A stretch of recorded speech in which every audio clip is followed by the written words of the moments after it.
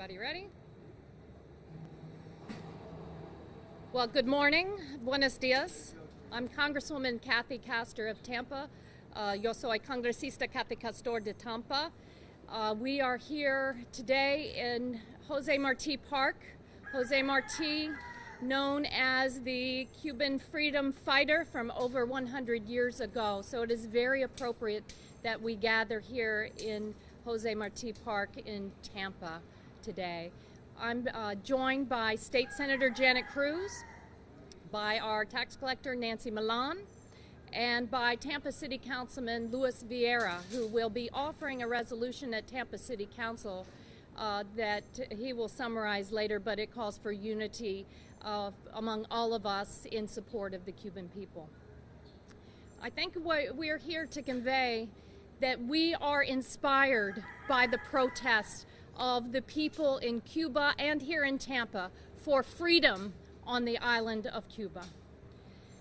We are united in our support for the Cuban people. Right now, on the island of Cuba, the people do not have food. They do not have electricity. They do not have medicine. They do not have a working hospital. They do not have the internet.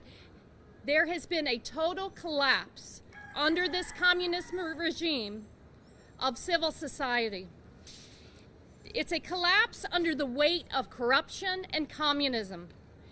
The people feel entirely betrayed, and rightfully so. You know, I have always been there for the Cuban people. During my time in Congress, I have worked to lift up Cuban families here in Tampa and on the island of Cuba. I've fought for the cuentapropistas, the small business owners on the island. I've pressed for human rights. I've pressed for religious freedom. I've pressed this regime for economic reform and change. But this government under Diaz-Canel and the communist regime there, they have failed their people. So just like Jose Marti over 100 years ago, who came to Tampa and rallied support for the Cuban people and liberty, freedom, and independence, we are doing so again today. Today, I'm calling for a peaceful transfer of power on the island of Cuba. The common laborio have a right to choose their own government. And the United States of America should stand with the people of Cuba now to encourage and work for that peaceful transfer of power. We need to lead the countries in the Western Hemisphere for a peaceful transfer of power, allow the common laborio to choose their own government. Todos unidos por libertad en una transición de poder pacífica. Viva Cuba libre! Libre! Viva Cuba libre! Viva! Janet, Senator Cruz. Thank you. We hear the roosters, and I was born here in Ybor City, as were my parents, my grandparents. The lectors that were in the cigar factories in Ybor City would read the periodicals, and they would sit up there and they'd read from Spain, they'd read from Cuba, they'd read from Sicily. But the people of this community were so passionate about their politics and what was happening in their homeland that they would oftentimes get up and throw chairs at each other and erupt in big fights. So the lectors then were not allowed to read periodicals anymore. They had to read only the classics so that our passionate brothers and sisters wouldn't fight. So my grandparents were experts at all the classics because of that. But for over a century, the people of Cuba have been living at the hands of their government. They've been slowly losing their civil and basic human rights under this current communist dictatorship created by Fidel Castro, which is preposterous. The outrage here is not new. Cubans have been tired for decades, but this movement right now is absolutely historical. And I say that because the people of Cuba know. They know what they face when they take to the streets in protest. They are saying that I am willing to die for protest. I am willing to disappear in the middle of the night to do what is right and to fight for my people and to fight for the liberation of Cuba. And that will happen. It will happen that they will disappear in the night. Two doctors on television, not television, but on social media, took to social media because one of their partners, they watched him be bludgeoned to death, a physician bludgeoned to death while he was protesting. And rather than be afraid, these two physicians stood before the camera and said, we're going out there again. And if we die, it will not be in vain. So I ask my congresswoman, and I ask the country, the best country in the world, the United States of America, to stop this horrific human disgrace that is happening in Cuba. The vaccines are not available. There's no medication. There's no milk. There's no food. It is an atrocity that the lack of food and medicine in this country were present before, but they have been exacerbated by this pandemic. If we saw what we struggled through in the pandemic, imagine what the Cuban families are suffering, all at the hands of a dictatorship that doesn't care. It is time to end this Cuba. It is time to turn the page and open up this country, make it a place that my grandparents remember visiting, like others visited the Bahamas, like others visited Cuba for a vacation. Enough is enough.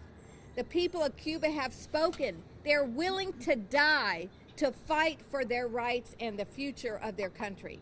So join us all as we ask for a liberated Cuba. Thank you very much.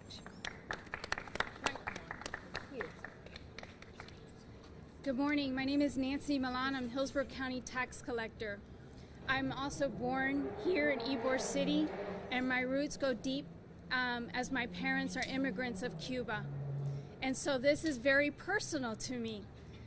Having family members in Cuba right now, I've seen firsthand what this government has done to our people. It's not about the tourism and everything else that was opening up. They at least had an opportunity to make money on their own, to buy food and medication. Right now they have access to nothing. When I say that, I can't stress enough the dire need for basic necessities that are in Cuba right now. And having my personal family in there right now, and not being able to even communicate with them, it breaks my heart. This is a historical moment, not only in Cuba, but to see our Cuban community and our Latin community and everyone unite for something that just has so much purpose. Enough is enough. I think Congresswoman Kathy Castor and Senator Cruz and Luis Vieira, who are here in support and using our positions as a voice so that it can be heard and hopefully make a change, a much needed change in Cuba. What we've seen on the streets of Cuba is historical. The courage that it takes to protest and be out there when they don't have any weapons. They're using rocks and using their hands and fists to fight to overcome something that has taken over their lives for over 60 years.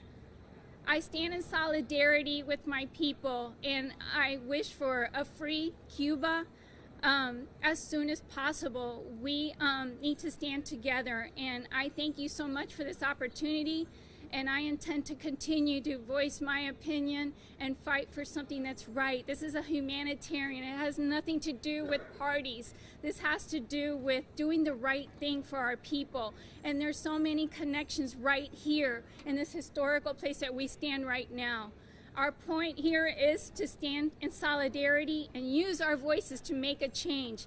Que viva Cuba! Que viva Cuba, por favor. Estoy tan emocionada porque soy de hija cubano y esto es una emoción grandísima acá. Esto es un momento histórico en Cuba y aquí en Tampa. Es tiempo para unirnos para un cambio en Cuba que es tan necesitado. Gracias por el momento para poder usar mi voz para expresar la necesidad que tenemos que seguir para adelante para asegurar que Cuba sea libre y que nuestra gente y nuestros hermanos en Cuba puedan sobrevivir lo que están pasando ahora mismito. Gracias y que tengan buen día.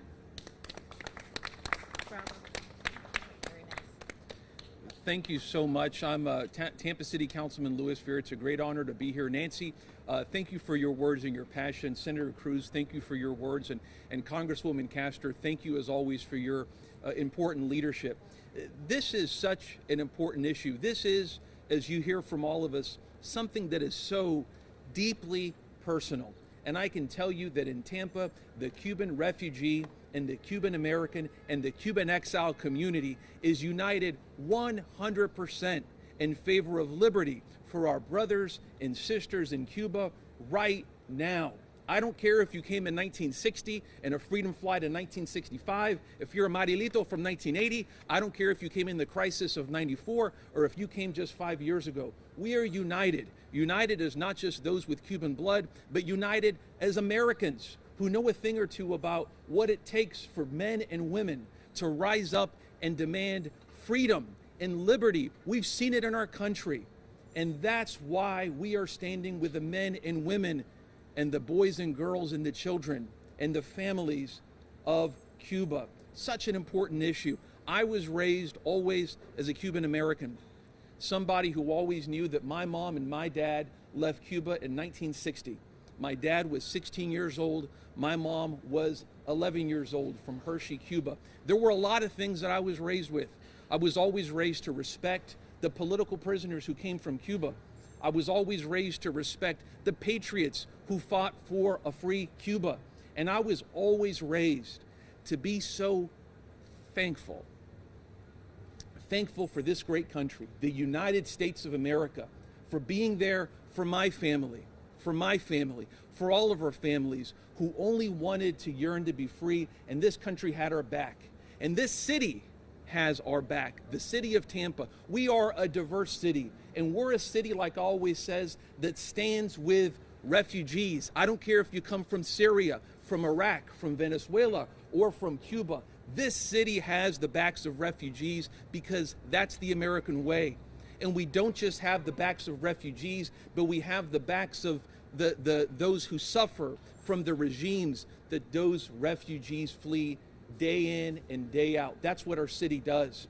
And that's what we're trying to do, as Congresswoman Castor said in Tampa City Council. I was proud to offer, and it'll be voted on tomorrow, Thursday, a resolution to have the City Council in the city of Tampa stand without equivocation, without hesitation, and with full moral clarity behind liberty and freedom for the people of Cuba right now. People can disagree on the means to the ends of how to get there. There's a lot of debate on that, and we can have healthy debate. But I think that on the ultimate end, that the people in the streets are fighting for and dying for and being attacked for, good Americans and certainly good Tampeños have got to have the backs of the people in the streets right now in Cuba. That's what it's about. When you take a look at our best aspirational American values that we've gone for in our best moments in history, this is what this is about right now. And as everybody has said right now, this is not about Republicans or Democrats. This is about us facing the moment as Americans. And in that regard, I thank our Congresswoman for her amazing leadership. Thank you so much, and God bless you.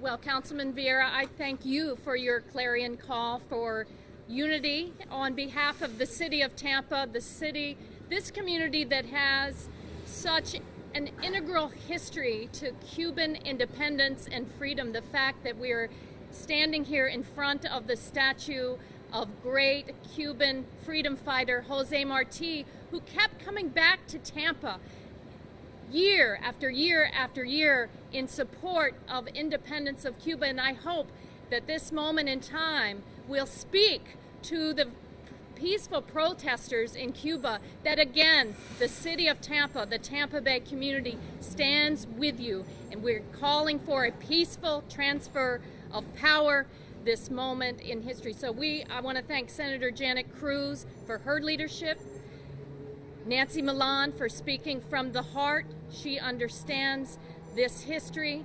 And again, Councilman Vieira, for offering this clarion call for unity and freedom for the Cuban people. I think we'd all be happy to take any questions that you have. You've spoken often about the skeleton staff at the U.S. Embassy in Cuba, and how do you think if that were fully staffed, it would change or affect what we're seeing? Could you introduce yourself too? Oh, sorry, Romeo. Thank you.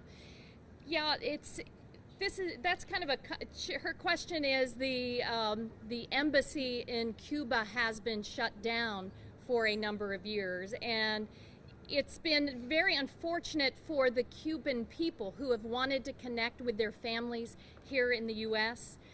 Because they have not been able to obtain their non-immigrant visas to come and see their abuela, to connect with their family. But I think today we've really got to look forward.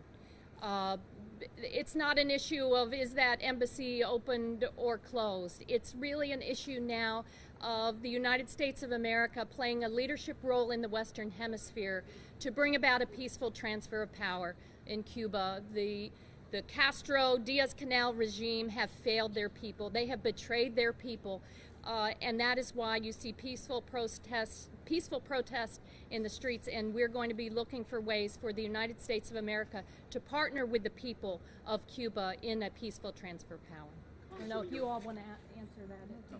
Congresswoman, you're emphasizing a peaceful transition of power. I wanted to get your thoughts, or maybe somebody else here, about Miami Mayor Francis Suarez said yesterday that he wants President Biden to contemplate, didn't say to demand to do this, but contemplate military intervention in Cuba.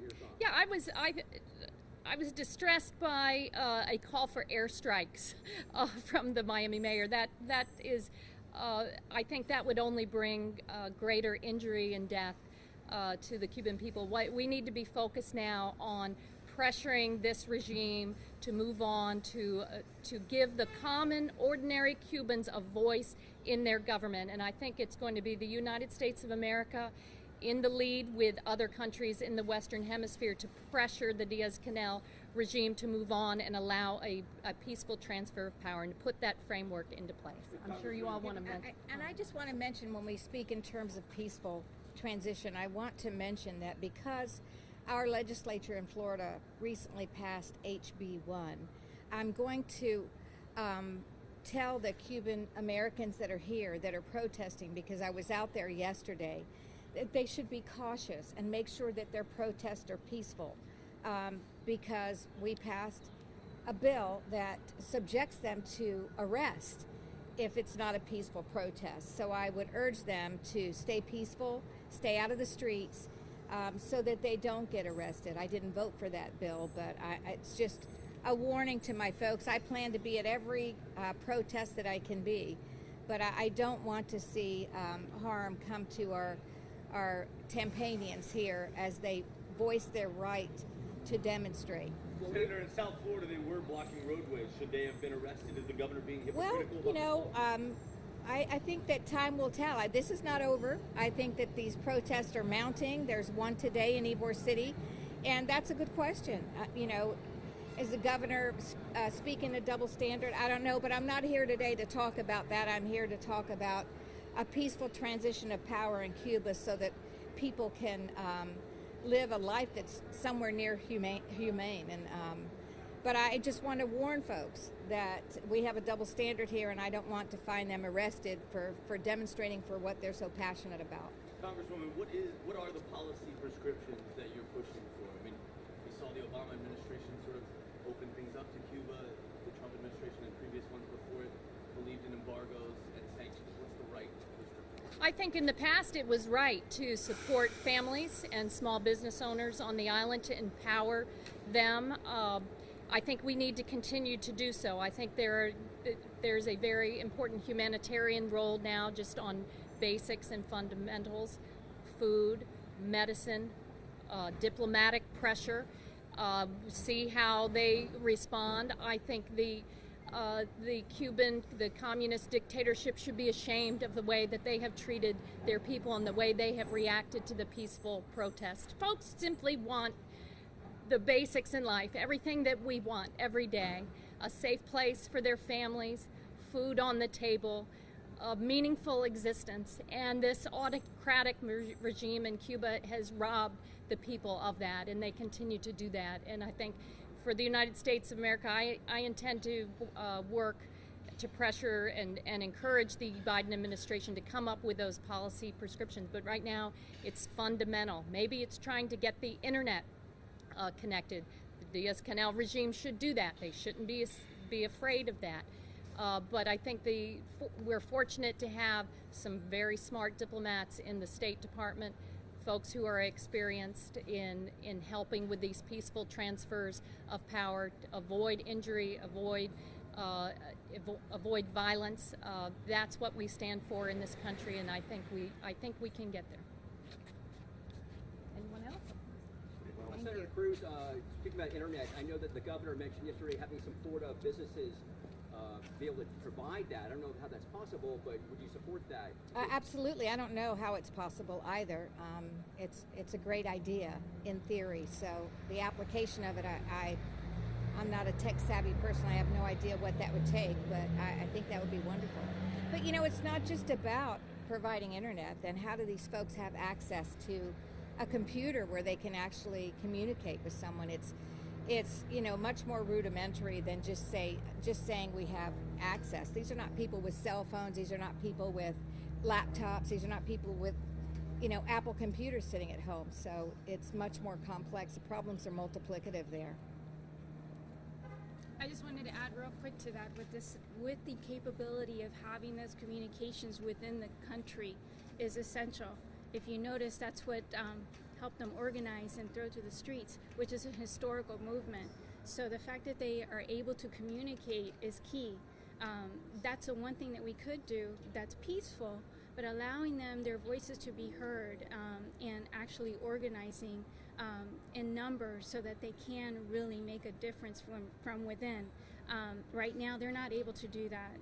So I think that's key in helping them organize themselves to really unite as a country and overthrow this terrible regime.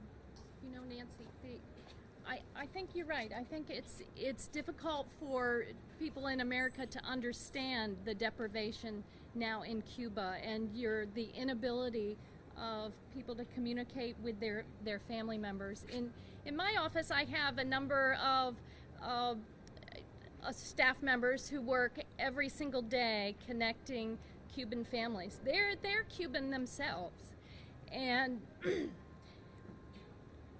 right now they are cut off from their family and are not able to communicate with them. What I think would be helpful from the Tampa Cuban families is to share their stories of their relatives on the island of Cuba with us, with all of us right now. I know that it is difficult because the internet has been cut off by the autocratic regime.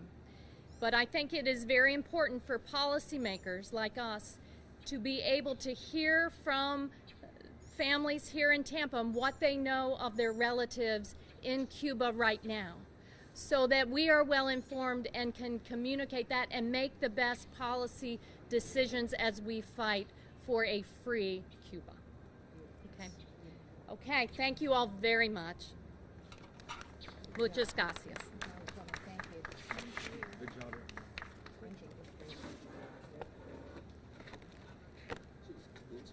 Sure. Excuse me.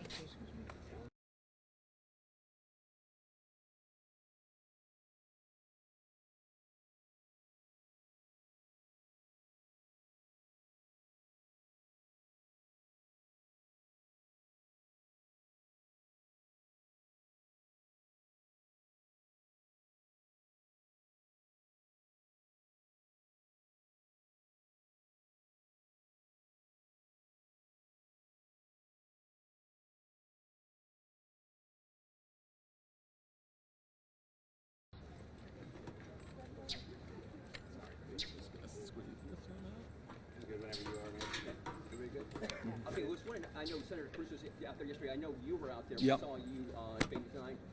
So what about you know, there's a lot of talk about TPD did allow the protester to go on, Dale Mabry, almost came on at 275. Technically, I mean, that is maybe against the new state law.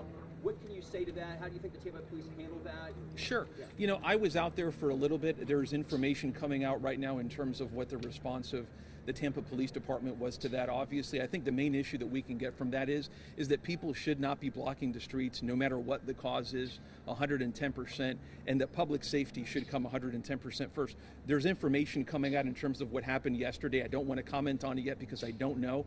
But like I told somebody, I don't care if you're blocking the streets for Black Lives Matter, for Cuba Libre, for autism awareness, or whatever it is, don't block the streets. And I think that that's a general message that people should adhere to. Yeah, kudos to Tampa Police Department. They did an exceptional job in trying to control the Sorry, crowds. Nancy, can you get in front? Oh, sorry. I just wanted to give kudos to TPD and their efforts and to keep this whole event yesterday afternoon organized.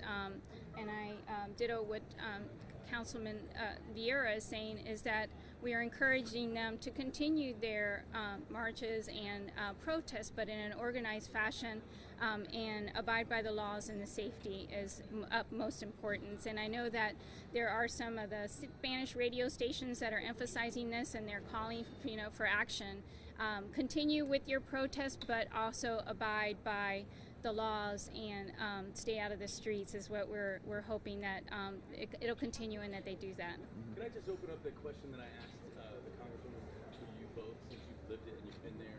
What is the right policy prescription? For Cuba? Do we open up Cuba? Sure, I can. Go ahead. Sure. I mean, and I want to emphasize my resolution. I always say there's a means to the end in terms of how to get to Cuba Libre, right? There's some people that say that we ought to have more embargo. There's some people that say we ought to have more engagement. My personal position, this is speaking on behalf of Luis Vieira, has always been that we ought to have more engagement. I think that more openness and more travel. I've traveled to Cuba 2.5 years ago. I went with my mother and some of my family. Saw some, you know, a very emotional journey when you go to Cuba. When you're standing in the middle of Revolutionary Square and your family left in 1960, it's a very emotional journey. I understand 110% a lot of my friends who support things like, you know, continuing on the policy that we've had now. I think that both sides are trying to gear towards the idea of freedom and liberty for people in Cuba. Like I said, the issue is how to get there. I've always believed that we need to have more engagement as a country.